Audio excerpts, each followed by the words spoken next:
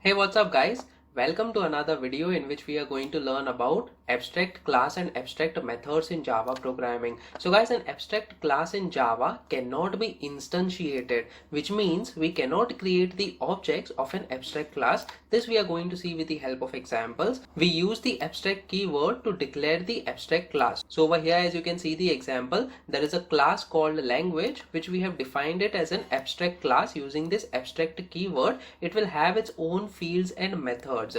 Now if we try to create an object of this class using language, over here as you can see, this should throw an error message. So let us see this with the help of example over here. So the very first thing that we are going to do is we are going to create an abstract class using the abstract keyword followed by the class keyword, and then we have the name of the class as animal.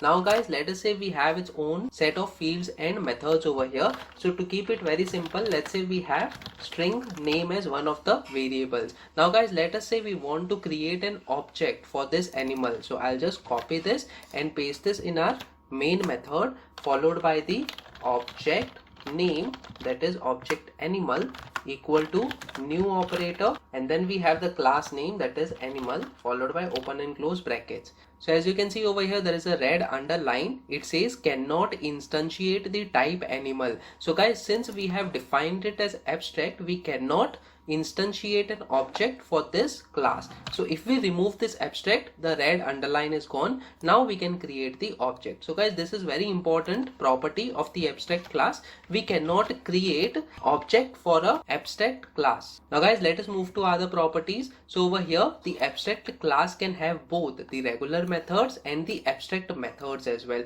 So guys, apart from the abstract class, we can have abstract methods as well inside the abstract class. So over here, for example, let's say the abstract class language, it is having both the abstract method. So a method which is prefixed with the abstract keyword is known as the abstract method over here, and this is the example of the abstract method. Very important property of the abstract method over here is we do not have the body implementation of the method. So as you can see, we do not have the curly braces over here and we do not have the body of the method, whereas in regular methods we have to have the body of the method in order to execute some lines of code. So over here you can see this is a regular method, that is void method 2, and it is having a print statement over here, whereas this method 1 is the abstract method and it is not having its body. So how we are going to implement this method? So guys, this we are going to check with the help of examples later on. So over here, as you can see, the Java abstract method,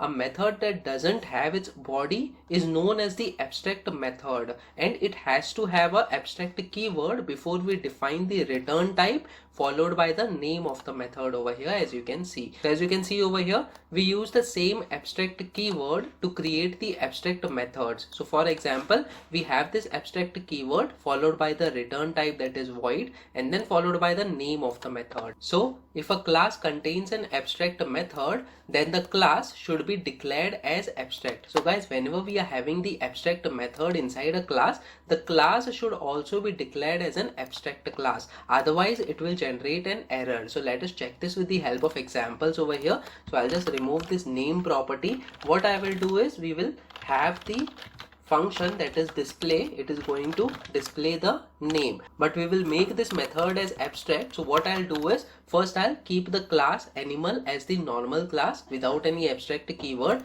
and now what we are doing is we are putting the abstract keyword for this method, that is display name, and then we have a semicolon over here. So guys, there is a red underline. It says the abstract method display name in type animal can only be defined by an abstract class. So it says since the class is not abstract yet, we cannot define the abstract method inside this class. So we have to either remove this abstract keyword from the method or we have to put abstract keyword for this class. So guys, this is the error message that we will get. So we can remove it by providing the class as the abstract class. And as we have discussed previously, you can see a red underline over here. We cannot instantiate the object of a class that is defined as an abstract class. Now guys, what is the main use case of these abstract classes and abstract method? We can use them in inheritance and then we can have its own implementation. So as far as the abstract method is concerned, we can have its own implementations based on the different subclasses we define by inheriting this parent class. So guys, let us check all this with the help of examples.